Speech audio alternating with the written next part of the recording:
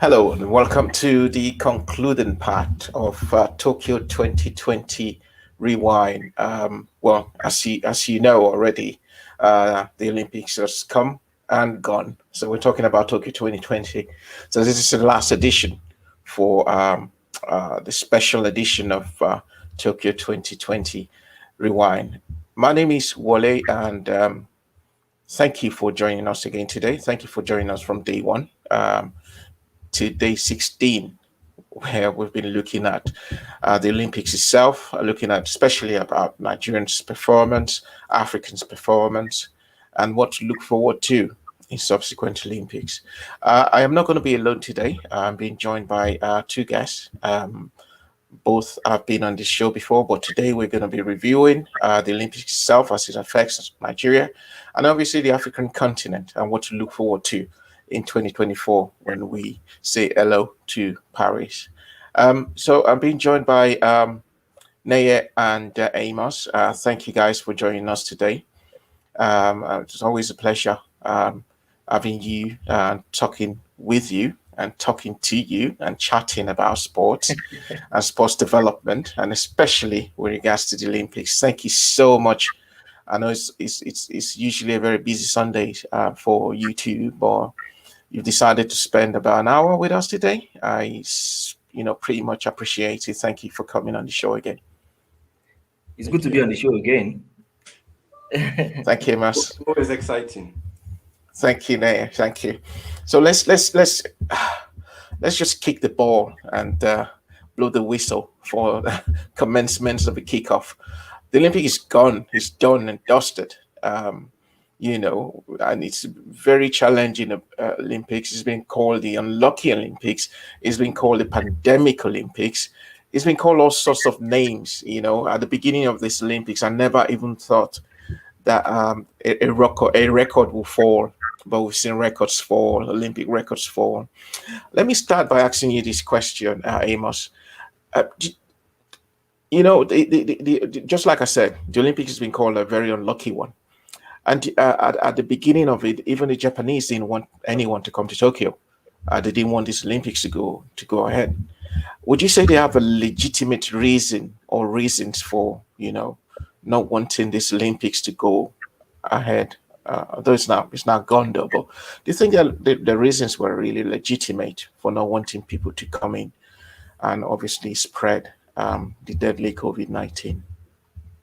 I mean, the Olympics has come and gone. Yeah. So that's a testimony already.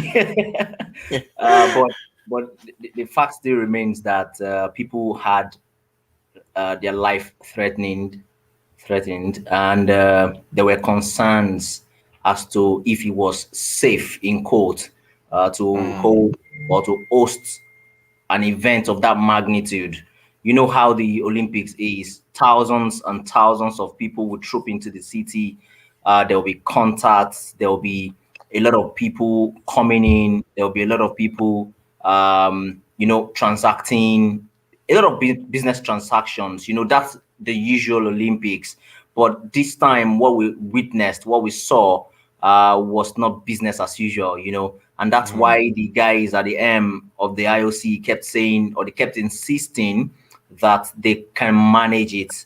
And what we've seen is that they have managed it, and we can only hope that there will be no casualty at the end of the day. But in all fairness, the people had serious concerns, and their concerns were understandable. You can't shove off the fact that people are concerned about their life being threatened. You can't even say that they don't have something to talk about. They really do have a case. But in the end, life must go on, and the global community has shown that we can actually manage the situation. That's to tell you that if the Euros could hold, why not have the Olympics? And we've all seen it. People picking up their own medals themselves. That's to tell you how much of caution was in place. And that's to tell you how much of how much of precautions was actually acknowledged. So you can never fault anybody. We've not seen any reason why we should even fault anybody at this point in time for holding the Olympics, and we hope that we are not going to have to fault anybody. We're looking Mm. forward already to 2024, and that's what people are saying. I'll take a cue from the IOC. I think the IOC president now, he says it was the most challenging journey. Mm. Nobody saw this coming. They had to push it back again. They had to push it to 2021. Some people still say it's Tokyo Olympics 2020. Others say it's Yeah. Tokyo Olympics 2021. We don't know which one to call it, but I mean, we just have to accept it. It has come and it has gone. We look forward to the future. That's the next thing. Mm. We look forward to the future, and that's the next thing. And definitely, we're looking forward to, especially Paris 2024. Um, now, yeah, what they've said was it's the unfortunate Olympics, but then as it is, did these Olympics actually live up to expectations, in your opinion?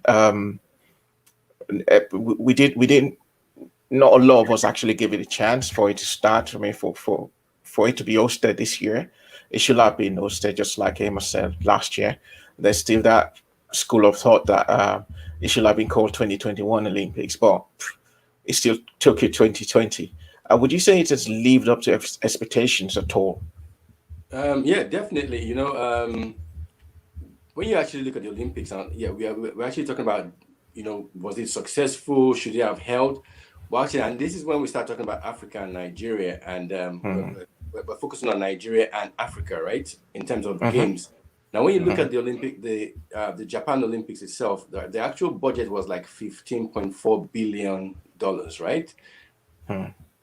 Sources say the total spending will go to about $20 billion, right? So that means it's a business. Okay. And when there's a business, there's always going to be risk.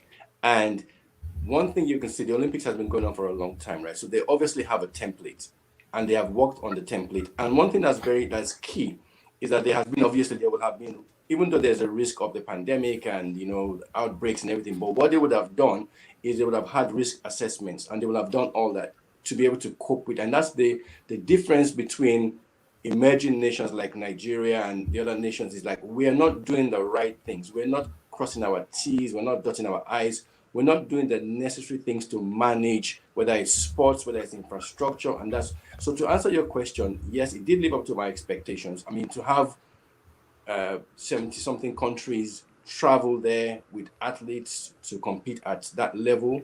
They manage the stadiums very well. And yes, in my opinion, yeah, because the bottom line is it's a $20 billion event. You've got, so I'm going to look at it commercially. You've got people buying time to watch it. I didn't even know you could actually watch it live on Discovery Channel. So you have apps, you have different things. So it's like commercially, was it a good venture? Definitely. It was well managed, and I think there are lessons for us to learn. We need, especially in Africa and in Nigeria, we need to actually take this kind of example. Their templates is not a guess. It's not a guessing game.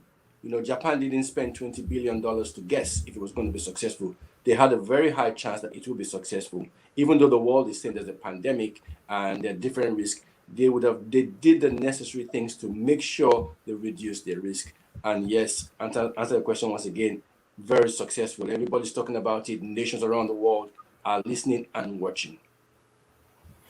Well, I'll just quickly take a comment from Koech or Ketch that said Team Kenya. Well, yes, Team Kenya actually leading the way for Africa. Koech, stay there. We're still going to talk about Kenya in the course of the program. Koech is watching us, I suppose, from Kenya on Facebook. Don't worry about that. Yeah, we're going to obviously talk about the Masters of Africa in a bit. Team Kenya. Doing it like they should be doing it. Um, and I've also got Professor Emmanuel Magaji also joining us. Thank you for joining us, a friend of the show. Thank you for joining us. We will. I'll just give. I'll just ask Amos this question before I go to Dr. Magaji. Amos, we've seen these sportsmen and women representing all their countries and have done magnificently well. Records tumble, Olympic records tumble. We've seen Eliud, the Kenyan, winning the marathon back to back in superhuman effort. I want to ask you this question. The Olympics at one point, I think it was in April or May, at least we're told it might not be holding, but they still, at the end of the day, still held.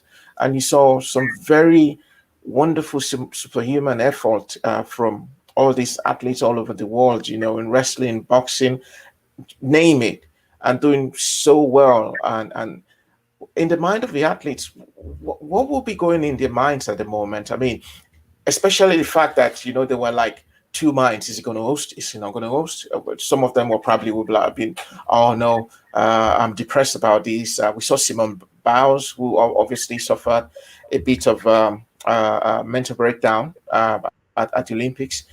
How did they cope? I suppose that's my question really. How have they been able to cope? No fans there to cheer them on. Very unusual Olympics. In their mind, how have they coped to go out there and give their best? I mean, I'll just quickly cite an instance to the league games, the football league games that just began yesterday. Uh, Mm, I'm in Sheffield, and Sheffield United was hosting, was playing Birmingham yesterday, and I Birmingham, could feel yeah. from where I wasn't inside the stadium. I could feel the vibration, I could feel the noise, I could feel the chair, I could feel the energy, I could feel the atmosphere, the electrifying atmosphere, because I was also watching from home. That tells you the element of the fans. That element can never be taken away from any sport. And coming down Mm, to the athletes now, I mean, kudos must go to all the athletes. Much respect to all of them. They've done really well. And here's the thing about sport people. Sport people know how to snap things off. They're like actors.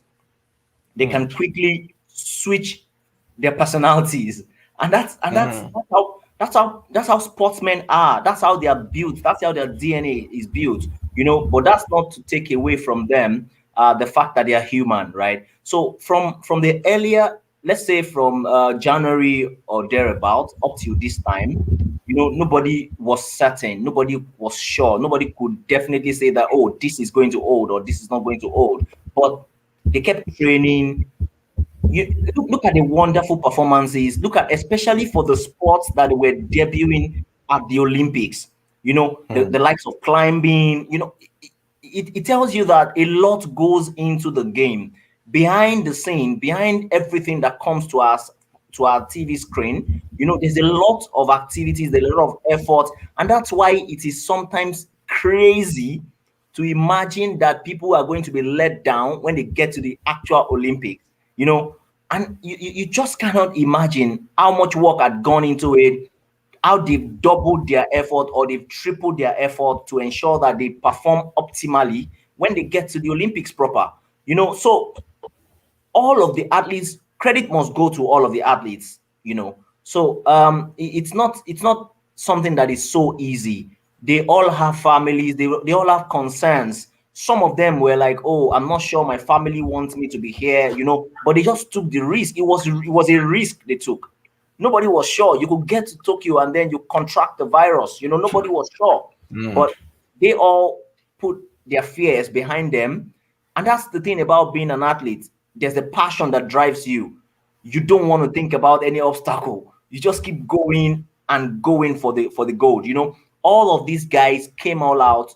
I mean, I doff my hat to all the athletes, wherever they're from any part of the world. They are heroes. Whether they win or lose, they are all heroes. mm. Dr. Mogaji, I'll come to you now, and obviously, I want to speak to you about the commercial success of the Olympics. We're still looking at the Olympics as in general, as it were. We looked at the advertising. Naya mentioned the fact that uh, there was something pioneering about the Olympics this year. It was on Discovery Plus, and so many other platforms. So people were not able to get in to watch these sportsmen and women, but were able to sit in the comfort of their various homes and see them. How would you quantify um, the the revenue probably generated? Because Olympics is usually money spinning program anyway, especially for advertisement and what have you. Would you say it has affected this Olympics has affected negatively on advertisement and the likes? I know this is your tough. This is your Yes, tough. uh, so much. I think I will go to. I will want to start with what Amos was saying. Amos, nice meeting you. It's a I guess pleasure. it's nice. Uh, and also to our fellow guests, I didn't get the name. I It's think I will. Naya show me. Oh, Naya, show you me. Nice meeting you all. Really. I've always enjoyed this program, and even though I'm tired, I'm just in my lunch. I can't even go and get my laptop. I say, you know what? If it is to do it on my mobile, I will join you. So yes, I'll go with what you were saying about Tokyo 2021 or Tokyo 2020. I think I really understand what you're talking about in terms of it could be confusing, even from a branding perspective. So is this Tokyo 2020 in 2021? And I think this also happens with the Euros. So Euros was meant to be 2020, but it's also being played in 2021. So I think we need to recognize that this is what the pandemic has caused for us. And on the side of advertisement, I will say I've not seen any Ronaldo moving any bottle of Coke. So far, I think I think everybody has played safe. Yes, I guess we didn't see any of those things happening. And I think perhaps we've learned from Euros, and because Olympic is way, way, way, way bigger than that, nobody wants to try anything like that. But so far it's been good. But also I think I want to go with this idea about what digital has caused for us in terms of this Olympics. You should look at us now. We're around the world. We're having this meeting. Previously, Mr. Wale, you will have had to pay for me to come to London to attend your show. You've like given me Yeah. makeup and do all those things. But now look at us. Virtually, we are engaging in this conversation. So I think in terms of this Olympic, the digital has helped a lot. Look at it on Discovery, on BBC, on everywhere. You can't miss it. And from advertising perspective, the more eyeballs you can able to get, the more revenue you are going to make. So I think it has not affected it negatively. Instead, I think it has affected it positively. Even in terms of the empathy, the fact that we all want to buy into this thing. This is more like a struggle story. I think, like Amos was saying, we've pushed it, and everybody wanted to give up, but it's just like that precious baby that has survived many, many, many problems. This is like a baby we've all want to rally around and support. So I think so far it's been a very beautiful event from our own even getting the children to watch it because it's now even accessible. The children knows what is look. That's my boy. You see, he saw this in Wow. the shop.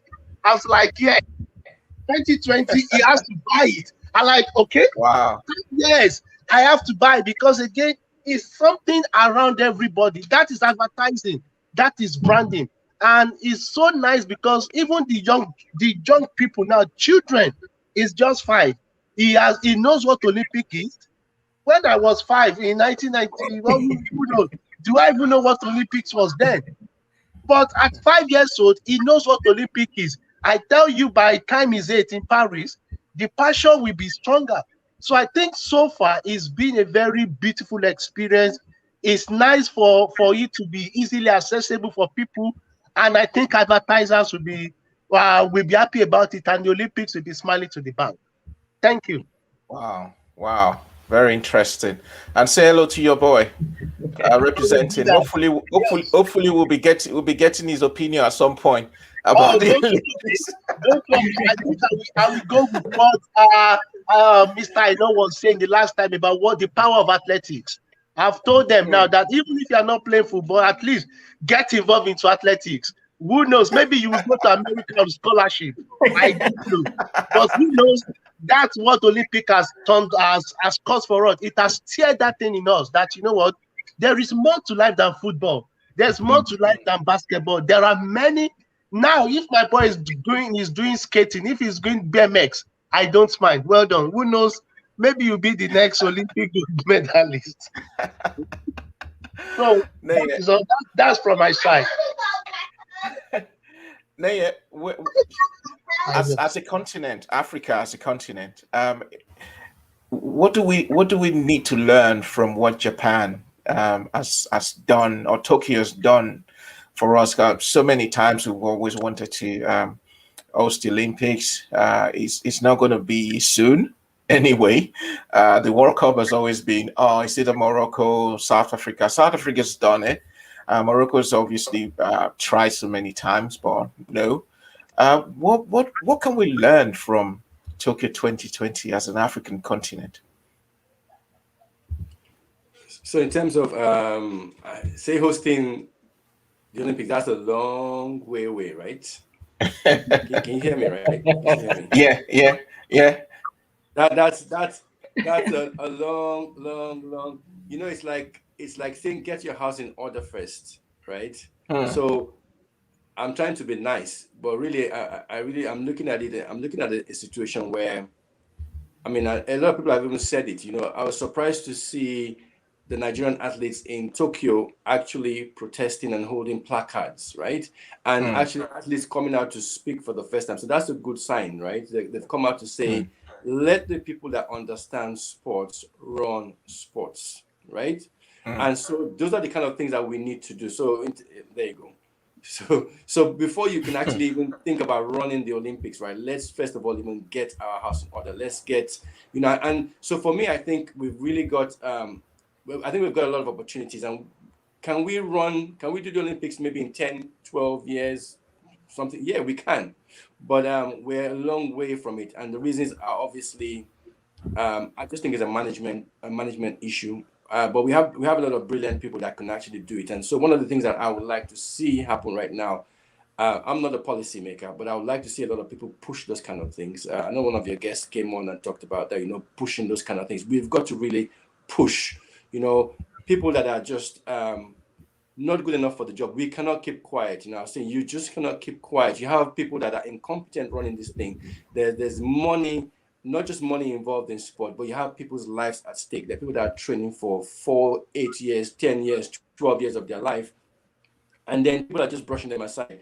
So embarrassing to see Puma pull out, but that's another day's story. And then you find out that we actually have kids. So it's so embarrassing to even all this. A lot of stories that came out in the Olympics regarding Nigeria were just embarrassing and things that you just don't think that would happen.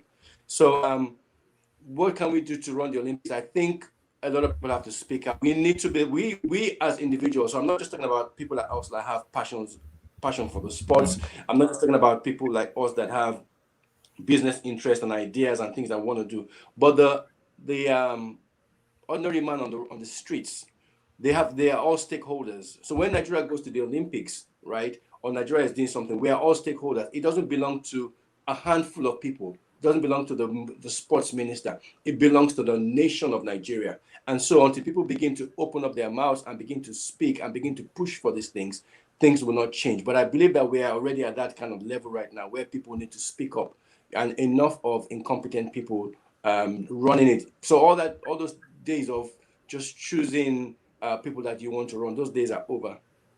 Days of you handling funds and not accounting for the funds, those days are over. If you're incompetent or you make a mistake, you've got to pay for that mistake. So it's like you go to your office and you don't do your job well, you're sacked. Those kind of days Hmm. need to happen. And just I mean, it's not sports, but just for example, you had this situation with this police officer in Nigeria who got spoken about by Hush Puppy. Hmm. And Hmm. it was good to see they actually, I was actually surprised. I was like, what? They actually suspended him.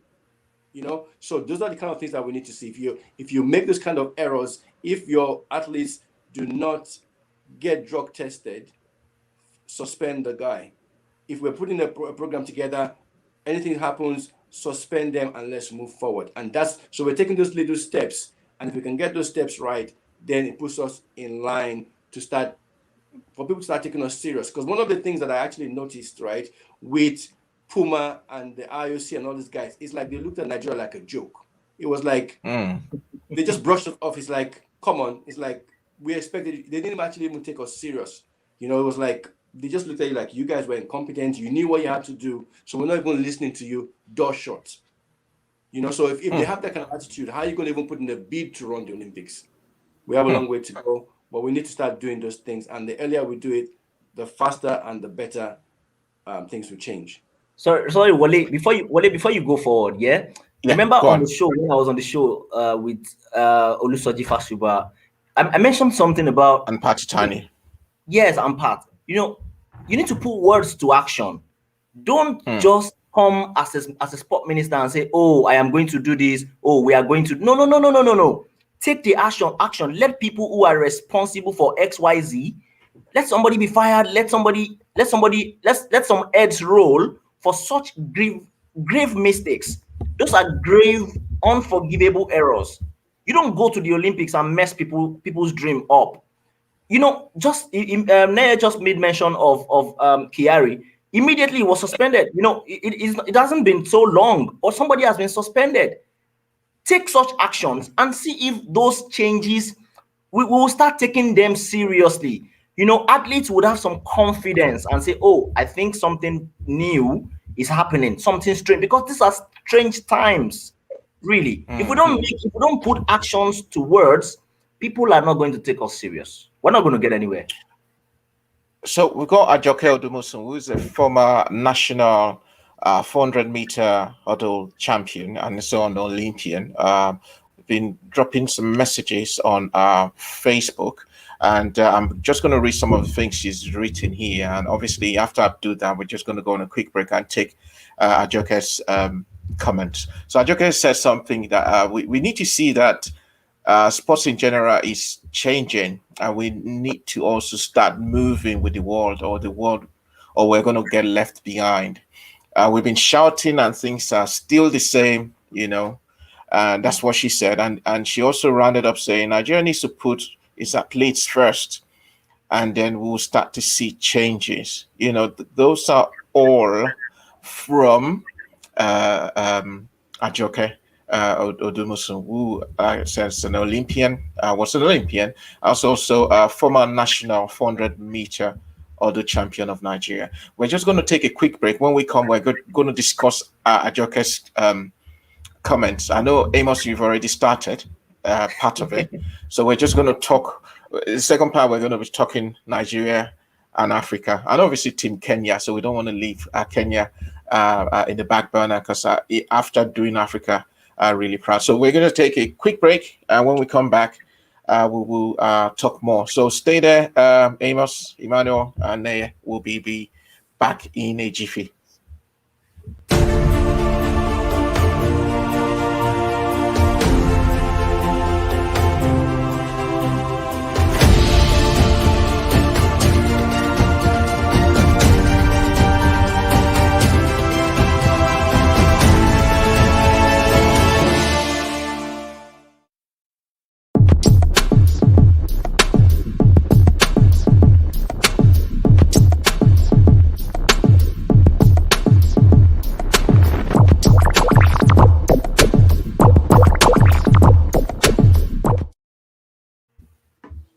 For me, taking the fourth place that day it didn't feel like I missed something. Welcome back It was to the me show. showing my best. I had a new PB that day, so it was really good, and the others were far above 7 meters, so I knew I got the right place. So it was not that I was hungry for it and that I felt that I missed something.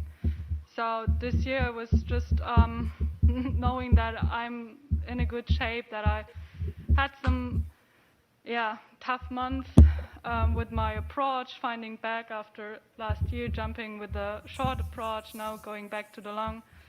So I was had the feeling that it's more about finding to my inner strength, to the trust in myself that I can be really good, that I can compete on a high level. So it was totally different than 2016. Essa, it's been an amazing couple of years for you. The silver in Doha, as I mentioned, you set the African record this year. What's been the key to such consistent success? Um, it has been an amazing journey. Um, it wasn't easy because in the middle of the season I had an injury, but I've been trying to push, and my coach has been pushing me, and with support from my family, my team, and I try to work on my mental health, my strength, and also spiritually, and all those has helped me, and I try to take every day one step at a time, and I tried not to relent, and so far all that has helped me scale through, and I'll say that I'm happy and I'm grateful. It wasn't a bad one.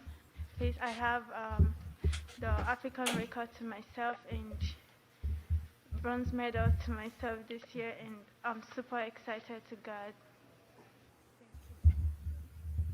Any other questions from the room? That was our own golden girl, Asa Brume. She won the bronze medal in the long jump. And excuse me for saying she's a golden girl, but she is a golden girl. She spoke about what she had to go through to just get that bronze medal, and obviously we've seen what the team went through. For a team to go through that, and for her to ending up winning a bronze medal, I think it's applaudable. We've heard from essay there, and it's. I think it ties to what Ajoke Odemusun was saying. We need to put athletes first. Um, we need to change the way we handle sports, otherwise the world is going to leave us behind. I'm gonna uh, I'm gonna ask all three these questions. I was going to start with you, Amos. Is the world leaving Nigeria behind in sports? Reality check, nothing has changed in Nigeria. The same way we've been treating our athletes is still the same way we are still treating them. People, the world, let me not say people, the world has left us far behind. And that's the truth. You can't keep doing, as they say, you can't keep doing the same thing the same way and expect a different result. We are a nation that loves magic, right? Oh, don't worry, by God's grace, you are going to win gold. By God's grace. No, by God's grace, you are not going to win anything. So we begin to put faith into things that we ought to have sorted for ourselves, right? The faith doesn't work that way. You need to fulfill your own part. You need to work. You need to support athletes. Athletes have been complaining about support, inadequate support from administrators, inadequate support from their federations. We keep hearing all sort of stories from the time of Fast Uber. Imagine years back, we're still having the same issues with our athletes. And things are changing. Social media is exposing a whole lot of things, and then those little details that could be hidden before are beginning to come to the fore. So we need to change, we need to upgrade, we need to change how we are handling athletes. Part of the things that we need to really upgrade is athletes handling. We are very bad with handling of our athletes, and unfortunately our athletes are rugged. They are dogged. They just want to be at competitions. They keep supporting themselves. You see how they sponsor themselves to training camps. They sponsor themselves just for training, just to make sure that they are in top shape. But they are not so much appreciation comes from the federations. Not so much support. What happens with having a training camp? What happens to having good support, having good backup? The minister came out to say, oh, there is XYZ amount, we're going to give $15,000, we're going to give $10,000. What happened to those funds before the Olympics? Why not cough out those funds before the Olympics proper? Let them be in high spirit. Let it even be that you have done everything possible for our athletes for once. When are we going to get it right? When are we going to treat our athletes the way they ought to be treated? And then we say, oh, Nigeria has done everything for them, so it is left to them to win or not, right? So I don't know. I'm not sure. Maybe Naya has an answer, but I'm not sure when. But what I know is that we've just been doing the same thing. We've just been moving in circles, right? We're doing the same thing over and over, and it's because we have the same set of people who have the same mindset, who are not really businessmen in this industry, people who do not really who should not really have business in athletics, in sports at all. We have these people at the aim of affairs, so they don't know, they don't understand how these things are run. If you have professionals running sports, you will definitely see a difference. You will definitely see a difference. But unfortunately, nothing has changed, and I'm really looking forward to how the Paralympians are going to be treated, right? Mm, Just towards the end of this month, right? So I think it starts on the 25th or thereabout. I We're going to think, see yeah.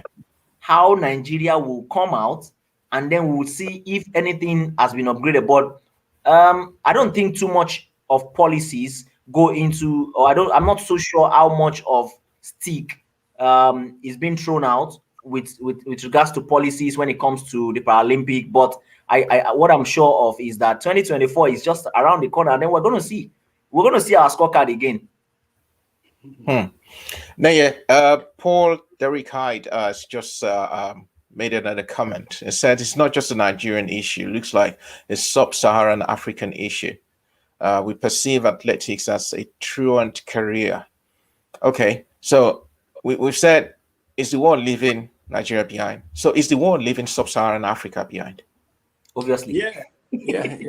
I mean, obviously, things haven't, just like Amos said, things haven't changed. When you look at the table, number one is the USA with 113 medals. Then you have Nigeria at number 74 with 2 medals. And I'm thinking to myself, okay, this has been the story for 20, 30 years. Is there anything like a review? Do you review? I mean, you get 2 medals. I mean, what are you going to do? Are you just going to go back home like business as usual? Nothing happened, So are they leaving us behind? Nigeria, definitely. Nigeria didn't do very well at all. You have Kenya, and then you look at them and they've got 10 medals, right? So like 4 gold, 4 silver, 2 bronze. 2 bronze, yeah. So you look at them and then even from the events, steeplechase, the marathon, you start to understand that these guys, there's a system towards what they're doing. You see the Kenyans, the way they train, where they go and run. They know for you to get gold. So they're not winning gold just people say, oh, just because they live in the mountains. No. There's a training program. You'll find out that they have support. So the government is there for them. Nigeria is way left behind. I mean, when you look at let me go with my sport, boxing, right? You had about 40 nations from Africa coming to the boxing Olympics, right? And so you have 13 divisions with about 39 medals to win. Same thing, Africa always drops out. The first round, second round, they drop out. If they do well with the guys in the past, they get to maybe the semifinals or quarterfinals. But what's so embarrassing this time is that out of all those medals, out of all those countries, you just have Ghana winning 1 bronze medal. Out of 40 athletes, 40 boxers, Nigeria didn't even qualify. You have 1 bronze medal. Embarrassing. One bronze medal out of all those countries. So if you have to look at it, if you are a businessman and you look at it and say, what's the return on my investment here? You wasted money. Yeah. Well, Paul, please, if I may just quickly comment on that, please. Okay. Let's reflect on this. Is it that our 40 boxers can't fight? They can fight. This is a global stage. I was watching one of these British runner. She was running, I think, 1,500. She came second. Laura Mill. And to her, that second on a world stage was like a gold to her. So I'm just wondering, is it that our 40 boys can't fight? Is it that, or because they are competing on a global stage, it's now their own goodness is not even up to standard? Because if they can't fight, then we are wasting money sending them. They let us treat them first. So do you think they can't fight, or you think it's the standard that is expected at that world level? It's the standard. I mean, of course, those guys can fight. For you to actually qualify and fight at that level, you're actually almost like world level. So when you look at their rankings, they're pretty ranked well. The African guys have been to world championships, so they're good. Of course, the preparation now is one of the other keys as well. And then, so it's like, what have you been doing? It's not just at the, it's not just at the fight itself. What have you been doing beforehand? You know, okay. So, boxing can come down to even your rest. So you're fighting 5 different people, right? You're going to fight 5 different fights before you get to the finals. Now, it's not about fighting now. It's about resting. Does your coach know how to rest? Does the coach know how to train you so that you're not going to go all out in this fight?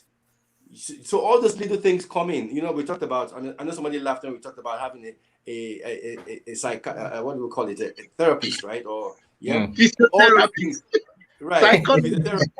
So you need all these things. Even a physiotherapist who will look after your muscles. You get a lot of injuries. So it's not just the fighting; it's the body. It's how do they know about the body? How's the body going to recuperate? How are they going to fight the next fight in the next 2 days? How are you going to schedule? So there's the management side of it, and all those things are lacking. And so you'll always find out that let's go back to let's use Cuba for example. Cuba have been there for the last. You have guys who are winning gold for the last 3-4 Olympics. They've been winning gold, right? So why are they doing that? They can fight very well, but they have a very beautiful program. Wow, thank you. Yes, again, I just want to then reflect on that. So would you say we are crude? Like we just have the power to throw blow. We don't know how to just really manage our crude talents. Let me tell you. So I like that question. It's not the boxers that are crude. It is the sports people that are managing them that are crude. Probably also the coaching. Would you say the coaching too? The coaches do a fantastic job with what they have. So I'm looking at the back room. The back room is the one that is crude. It's the back room that is crude. Wow. So it brings me now to this question, and I know we've asked this question for I don't know how long we've been asking this question now. What is the way forward? What can we do to reprogram, reposition sports? Because sports naturally nowadays is not just sports. Sports and politics sometimes go hand in hand. For you to be a superpower nowadays, sometimes, if you can't play the politics, at least you can play the politics of sports. Brazil today, when you talk about Brazil, what comes to mind? Football. You know, no one talks about the former President Lula, who obviously done so well for them. When you talk about Cuba, what comes to mind? I know Fidel Castro obviously come to mind, but the boxers obviously, because of what they've done in amateur boxing. When you talk about USA, we know they're the policemen of the world, but then when you talk about that, straight away you talk about the NBA, you know. So what can we do? What can we really... For example, Italy has had a very brilliant season this year. All right, they've won the Euros. Okay, they as far as it's concerned, they're probably the best at Olympic sprints because Marcel Jacobs won the 100 meters. You know, so what do we need to do to move forward? What do we need to do to reposition sports in Nigeria, in sub-Saharan Africa? Because as it is now, Uganda, for crying out loud, in 2016 didn't go home with probably any medal. I stand to be corrected regarding that. But look at them this year. Uganda, all these other little, small African countries, in quote now, are beginning to move forward. They're beginning to think and see that, all right, if our bigger countries are now not showing us the path or the direction where we should be taking, yeah, we go it alone. And look at what Uganda has done. What do we do, Amos? Honestly, I am seriously hoping that Tokyo 2021 would be a game changer, that Nigeria will be the biggest winners amidst the disappointments, amidst the chaos, you know, that we would come out as a new team that is focused.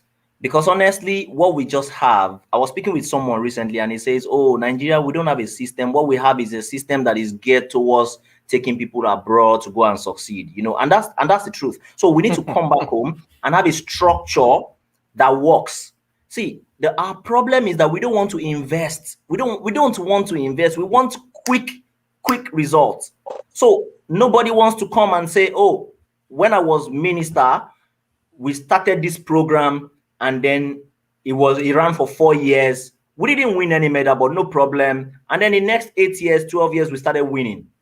That's how nations develop. China, US, that's how they all started. They just didn't start winning medals from the blue. But we are not from that kind of world. We're not from those kind of world where people believe in investment. People believe in long-term projects. We don't believe in long-term projects. So we need to start believing in long-term projects now. What is our policy? How do we recruit our athletes? How do we bring our athletes together at the grassroots level? I was reading an article on Telegraph this morning. It says how grassroots won Tokyo Olympics. You know, it was about Team GB BMX team. You know, how people in the community came out to fund those teams. We need to change our strategy. Everything needs to change. Let's leave all this fire brigade approach. It's not going to take us anywhere. The reality is we're not going to get any better if we continue that way. So the way forward is simple. Let's come back to the table. Let's draw up a policy that tells how people are going to run different federations, how people are going to run sports in Nigeria, how athletes are going to develop. Let us have a pathway to success. People flee Nigeria every day to pursue their dreams, and then when they get to abroad, you want to bring them back home to come and run for you, and you don't contribute one dime to their development. So we don't care about people's development. We don't want to care about people's development, but you want to be a partaker. You want to reap where you have not sown, right? We want to reap where we've not sown. So let us sow seeds now, and that's the truth. Let's come back, shelve all our personal interest, and begin to develop programs, practical programs that will change everything for us. Look at what people are doing. South Africa competed in climbing. I'm not sure we're going to start climbing even in 5 Olympics, because we might not even understand it, you know. And these are things that we see all around here in the UK. It has become an Olympic sport. People are going to succeed in these things. We know the number, the level of impact that these athletes make. You know, they make. We're going to start winning Olympics if we start investing in our strength. We need to start investing in our strength. If we have, some people say, if you go to Warri River right here, we have boys that can swim. Jokingly, we make those statements, but they are true. People can swim. So let us start investing in those people. Let us begin to catch them young from the grassroots, indeed, not by word of mouth. No, let us have a structure, a policy that guides us. Because right now, what we have is just, John is in America. Chinedu is in Tokyo. He's running. Let us convert him to Nigeria. No, it's not going to work. It's not going to work because we don't have a plan. We don't seem like we have a plan. Naya, you are into boxing and you've been investing your time, your resources into developing a couple of Nigerian boxers back home in Nigeria. You, as an investor, would you be okay to now decide to say, all right, I want to invest most of my money into boxing in Nigeria? What would you like to see before someone like you can now decide to say, all right, I want to invest heavily into boxing, improvement in boxing in Nigeria, or I want to bring partners to invest in boxing in Nigeria? Okay, yeah, good question. You know, like I said, a few years ago, right, I really did not even look at Nigerian boxing. I just, for some reason, I think I just looked at everything was so chaotic and I never really looked at it. But when I, just being a boxing person, I could tell Nigerians are just brilliant fighters. They're just absolutely brilliant, right? So would I invest? Of course, that's what I'm doing right now. And I think it's a brilliant opportunity. Why? Because it doesn't take that much money. Like you talked about, if you have a guy in the United Kingdom now, you're trying to bring some successful athlete, you're trying to bring Anthony Joshua to come down when he's already got a good life, or a guy that's in America that's already in school, he's just not going to take that opportunity. There's a Nigerian guy who, I can't remember his last name now, but it's Victor, right? And he didn't he declined playing for Nigerian basketball team. I don't know if you know. Oh, You Victor know Oladapo. Victor. Oladapo. And actually, because I'd actually watched the clip on him before. When I found out he had actually said no, I was actually upset. I was like, why would he say that? But then really looking at it, it's like, why would he go and play for Nigeria and put himself at risk? There's no insurance and everything. So yes, I see a big opportunity, and I would definitely look to invest in more fighters. And for example, like now, what I'm doing, I have like a whole year's project working with a particular fighter, right? And I'm just investing, and I'm not really looking at a return. I'm not really thinking, oh, I'm going to make money out of this, but I'm just looking to network. I'm looking to open up avenues. I'm looking to push the fighter out there. I'm just looking to tap into a lot of things that I see that don't cost money to tap into, right? So yes, and if you can do that, I believe one thing I believe in is I believe that you make your own market as well. And there are two templates I'm looking at. So I'm looking at the wrestling template, so Daniel Egali, right? And I'm looking at the Nigerian D Tigress, the female The basketball team. basketball, yeah. Yeah. And those two guys have just got a beautiful template. They're the only two guys that have actually captured my imagination. Why? Because they've gone out there to market themselves. They've gone out there to build a story. You know a story. I mean, what's her name now? My girl, the girl who lost. What's her name again? Oduayo. Okay, yeah, Right? Dwyer. I Yeah. was like, Adekore. I could bet my whole house she's going to win gold, right? So, but why? Because I'd caught her story. Her story was on social media. I'd actually done my research, so she was in my face. I was just trying to follow her whole story. So I'm like, this girl is going to win gold. She's going to. Do you understand? And when she lost, I was like, I was really so. What happened? My emotions were in there, and that's because I had bought the whole story. And so that's my drive. My drive with these fighters is I look at these boxers, I look at their story, I look at them like human beings, I look at their struggle, and I look at their story, and that's what we've got to do. So don't just bring me a guy at the Olympics and say somebody's running 100 meters and then I should buy into the story. No, no, no. Take me on that journey. And so when I do that journey myself, because of the passion that I have, I'm selling that story. I sell that story to my friends. I've got some business partners, and I talk to them about them. And when we're just having a business conversation, they ask me, "Oh, how's blessing?" And I'm thinking, "Huh?" So it's like, so that means I must have spoken about it that much. So and that's what sports is about. It's like you buy a nice pair of shoes or you buy a car. You want to show it off. That's the nature of sports. And when these guys don't have that interest, and you can tell this officials, they don't have that interest. There's no passion. So it's not just you running on that. Let me just say one final thing here. There was, when Blessing and the other girl who won the long jump, right? When they won in Tokyo.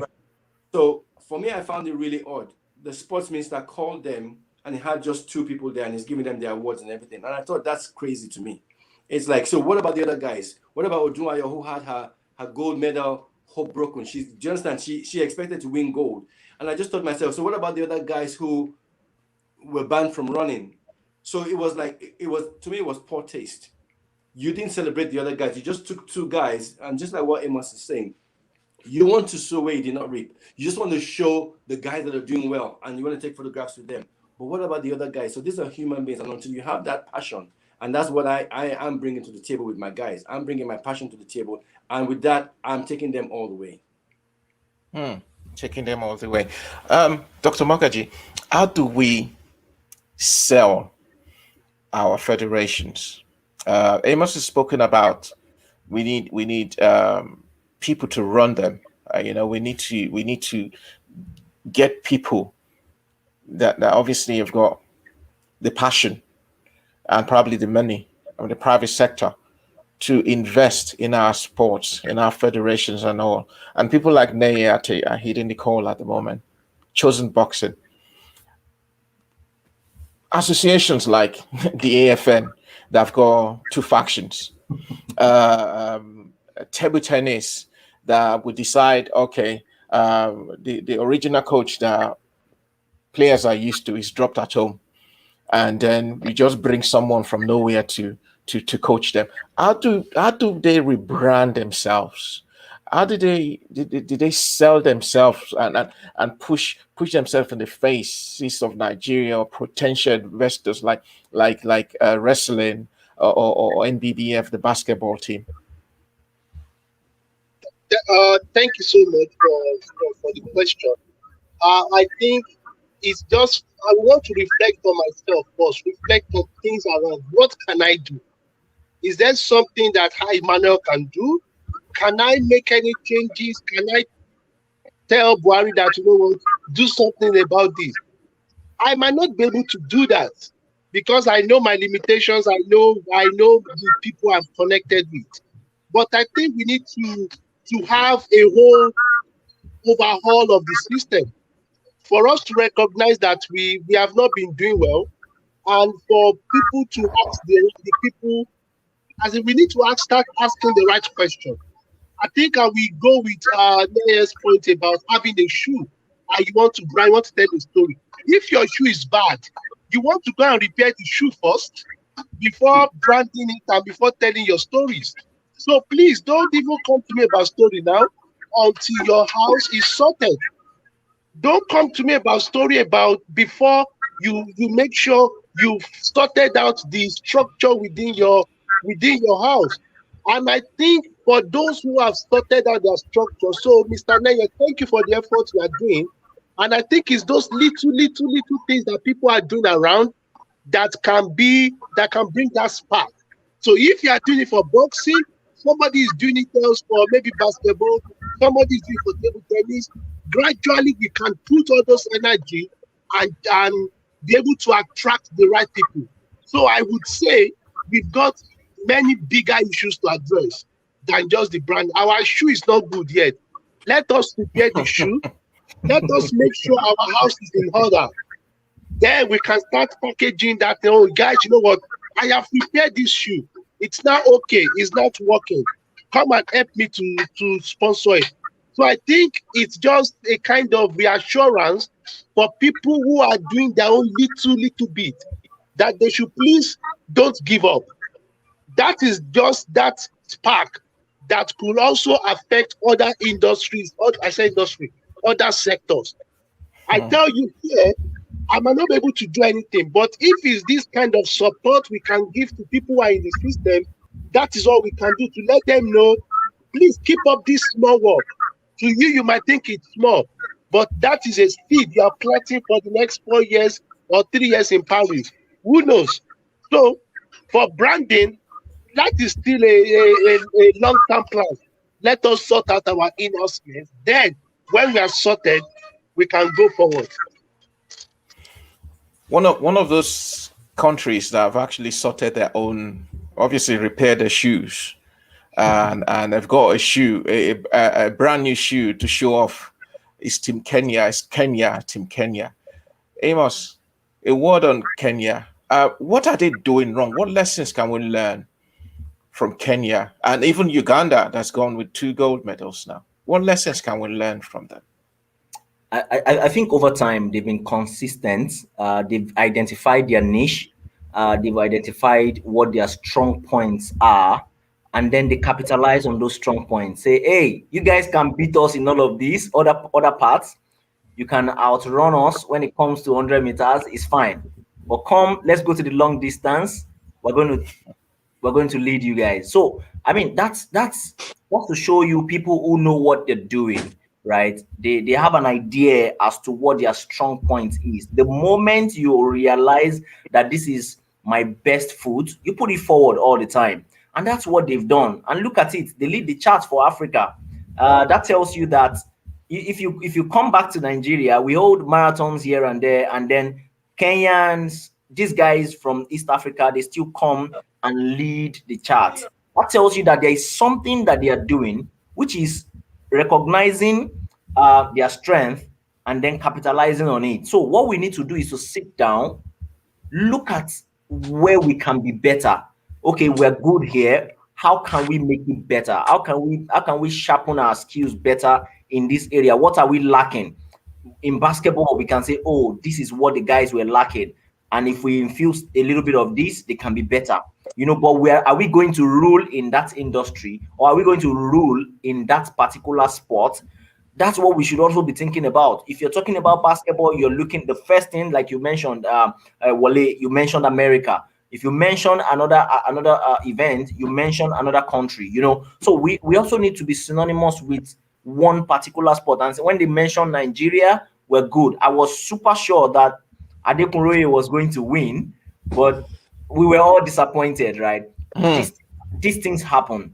These things happen. But we know for sure that hey, wrestling seems to be a good point. They are getting it right. Let's put a lot of money on them and say, oh guys, we're going to ensure that you guys qualify some more. We'll get some more people into those sports, and then we can begin to increase our number of medals gradually.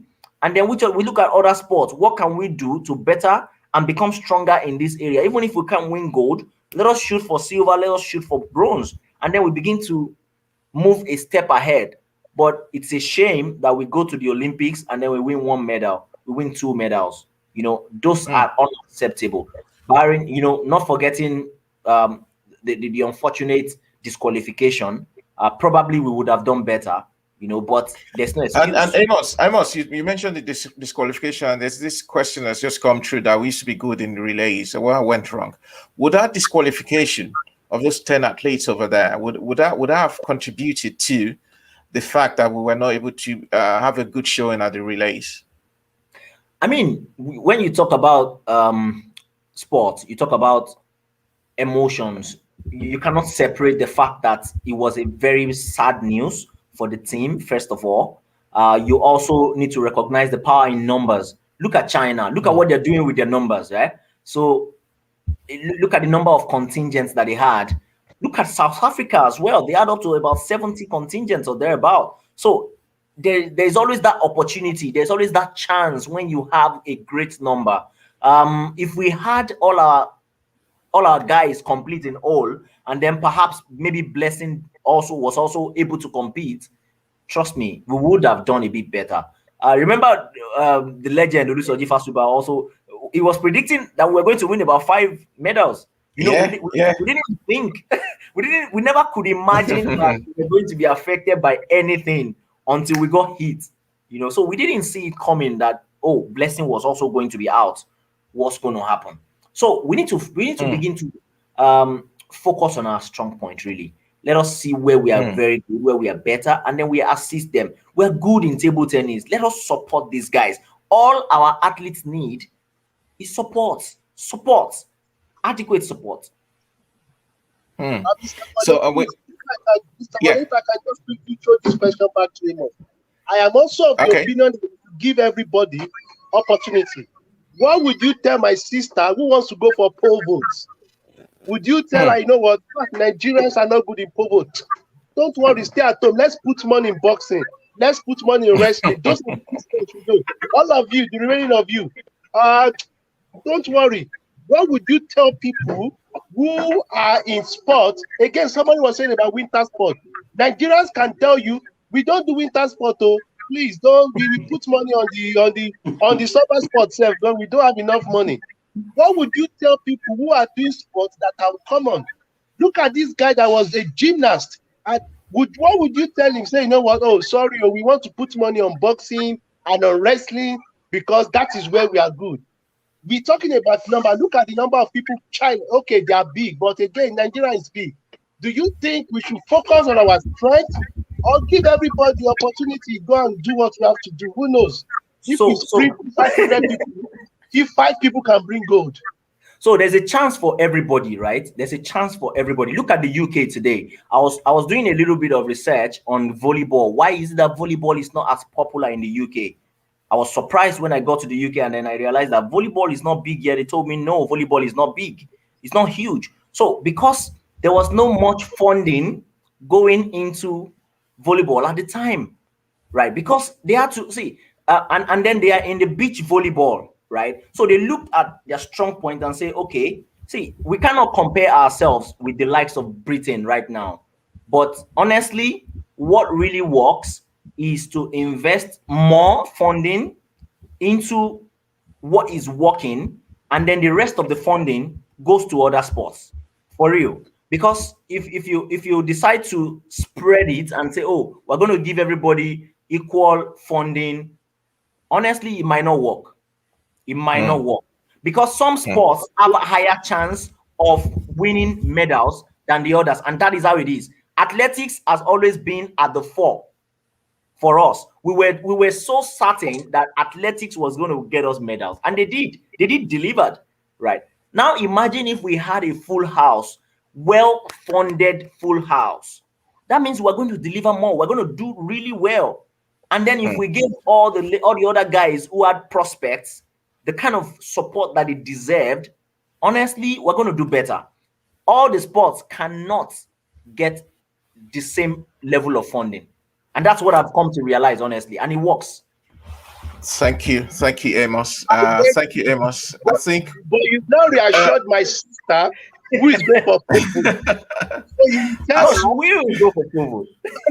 she will still go for pole She will vault, still go but for football. she might But she not might be not get getting the the same level funding. of funding. Yes, that's what I'm saying. Yeah, I'm not saying they as won't the other go. one. But Yeah. why should we rely on funding though? That's the thing. I mean, if you have a girl like Paul Volta, right, who's got personality, what I would say is that kind of person, and that's what I like.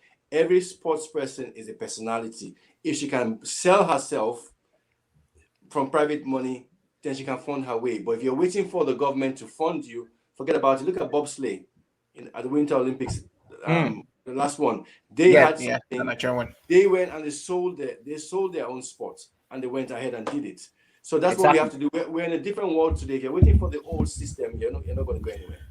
I tell you another sports. I tell you another federation that they're slowly selling themselves to the to us in Nigeria, not just to us in Nigeria, but to the rest of the world, and they have been doing magnificently well, I must say to you. And what the president has actually sent us a message here today. It's the Nigerian Curling Federation, and King Daniel, that's Damola Daniels. I said, hey, we're talking about only summer sports. Why not talk about winter sports as well? Obviously, when the winter comes, we will be talking about winter sports. I must say that Mr. Daniels has been doing really well with regards to Nigerian Curling Federation. They are in the process of raising funds to build the first. I must say, if I'm correct, the first curling stadium, if I am right, in Africa. They already got they've got funding. No, they've not got funding. They've got a space in as actually it's an ice rink, the first ice rink in Africa, in sub-Saharan Africa. So it's going to be built in Calabar Cross River State. They've got the place for it, so they're now at the moment trying to secure funding to build that ice rink in Calabar Cross River State. So kudos to Mr. Daniels and team and the Nigerian Curling Federation. They're also a very good friend of this show. Nigeria has been sending, curlers to events all over the world. And I think they were also in the last World Championship. I stand also to be corrected. So those are what we're saying. All right. This man has just singularly, even without funding from the government or from any other place, been trying to put Nigerian curling on the world map. So thank you, Mr. Daniels, for that. So you know what, guys? Like I always say on this program, we could talk from now till the end of the month about how to move sports forward in Nigeria and indeed Africa, and we wouldn't even probably have enough time. But one thing I've actually learned, and actually I'm going to pick from all our conversation, is we know we've got a problem with sports in Nigeria, and we know we need to solve that problem as soon as possible. And we've had so many diverse answers and solutions from three of you today, and from the rest that have come in to talk about it on this show.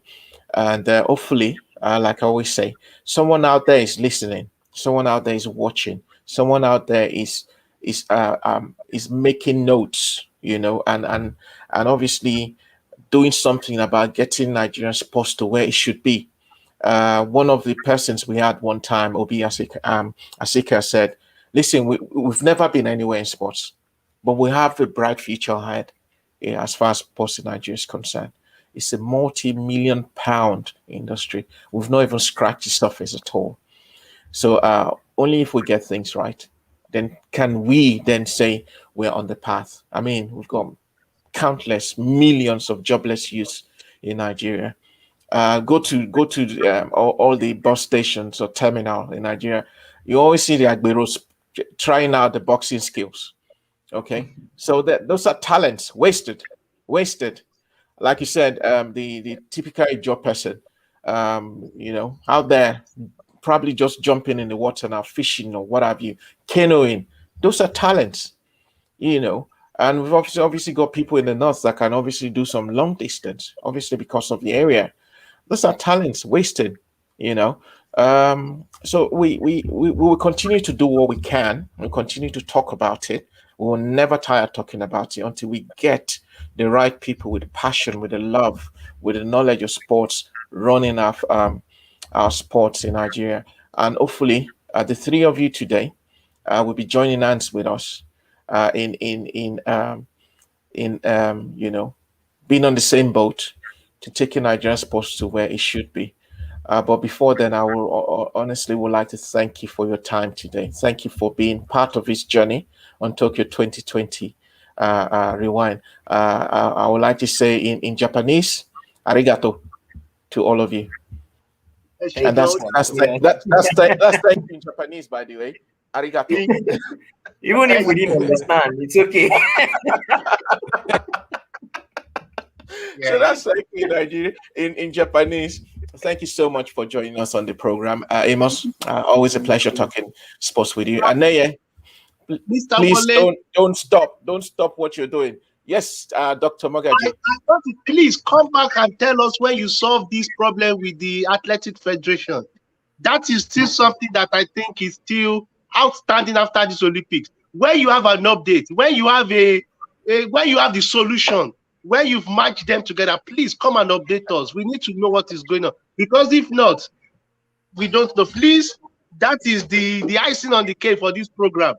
Give us an update about the two factions. Please let us know what is going on. This Puma thing was embarrassing. Please help us out. Please. Thank you so much for your effort for the platform. Thank you. It's been a pleasure. Thank you so much, Dr. Magaji, and always there whenever we need you. Thank you so much. We would obviously be bringing you updates, and also follow our sisters. Our partner, our sister station, Athletics Africa, also begin bringing you all the news regarding the factions. Hopefully, the sports minister will be able to do something about it. Someone asked me a question yesterday when I was at another show as a guest, and said, "Wale, what are you going to do about this?" I said, unfortunately, I'm not the sports minister. If I was the sports minister now, I probably know where to go.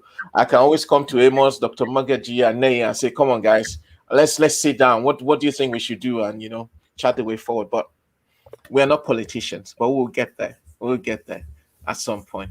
Thank you so much, guys, for coming on the show, and hopefully we'll see more of you pretty soon. Thank you so much. And that's our Tokyo 2020 rewind for this year. Hopefully we will be. We're saying arigato to the Japanese for hosting them such a magnificent Olympics. It was not what we expected, but they've done all they can, and we're proud of you, Japanese people. Thank you for hosting the world. King Daniel, that's that board. Damola Daniels, the president of the Nigerian Curling Federation, says, "Well, you and Yomi are great guys. Thank you so much for those sweet words. Thank you, and thank you to everyone that has made comments on our show today. Quite a lot of you. Some of you watching us in Kenya, some of you watching us in Qatar. Just mentioned a few names. Bumi watching us from Abuja, Nigeria. Best show on Sunday. Thank you so much, Bumi. Coach, okay, I know you're very excuse me. You're very happy about that. We've spoken about Team Kenya today. Well done to Kenya. Well done for doing Africa proud. We're very proud of you, Team Kenya. Ajoke Odomosun is a former Olympian and former Nigerian record holder at 400 meters hurdle. Thank you also for coming on the show, for dropping a message on our chat, and also to everyone out there for watching, for being with us from day one of Tokyo 2020.